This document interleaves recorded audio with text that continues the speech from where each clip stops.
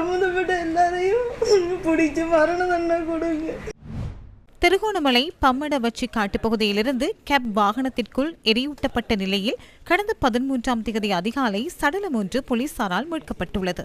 திருகோணமலை அலஸ்தோட்டத்தைச் சேர்ந்த வர்த்தகரான 41 வயதான செல்லையா ஜெயரூபன் என்பவரே எரியூட்டப்பட்ட நிலையில் சடலமாக மீட்கப்பட்டதாக போலீசார் தெரிவித்தனர். கொலையுடன் தொடர்புடைய 3 சந்தேக நபர்கள் அடையாளம் காணப்பட்டதுடன் ஒருவர் கைது செய்யப்பட்டுள்ளதாக உப்புவெளி போலீசார் தெரிவித்தனர். அலஸ்தோட்டம் பகுதியில் உள்ள வர்த்தக நிலையம் ஒன்றின் உரிமையாளரான குறித்த வர்த்தகரை மோட்டார் சைக்கிளில் வந்தவர்கள் தாக்கிவிட்டு அவரை கேப் வாகனத்தில் கடத்திச் சென்றதாக போலீசார் தெரிவித்தனர். கடந்த 12ஆம் தேதி காணாமற் போன குறித்த வர்த்தகர் மொரவெவ காட்டுப்பகுதியில் 13ஆம் தேதி எரியூட்டப்பட்ட நிலையில் சடலமாக மீட்கப்பட்டதாக போலீசார் குறிப்பிட்டனர். கடத்தலுக்கு பயன்படுத்தியதாக சந்தேகிக்கப்படும் பொருளொன்றையும் போலீசார் கைப்பற்றியுள்ளனர்.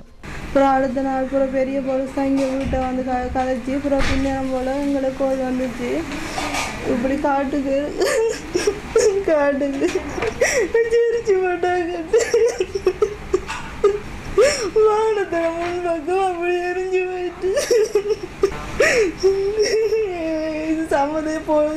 இது போலீஸுக்கு சம்மந்தம் இருக்கு. அவரை வச்சு எல்லாரும் யூஸ் பண்ணியிருக்காங்க. எனக்கு இது சம்மந்தப்பட்ட எல்லாரையும் பிடிச்சி மரண தண்டனை கொடுங்க. போலீஸ் அவங்க காரணம் அவங்க வந்து மாசம் அவங்கள்ட்ட காசு வாங்குறதா எனக்கு சொன்னாங்க. எங்களுக்கு போலீஸ்ல நம்பிக்கையே இல்லை.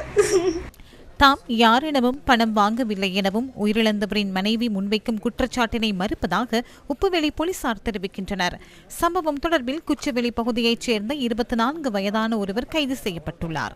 இந்த கொலையுடன் தொடர்புடைய ஏனைய இருவரையும் கைது செய்வதற்காக விசேட குழு நியமிக்கப்பட்டுள்ளதாக உப்புவெளி போலீசார் தெரிவிக்கின்றனர்.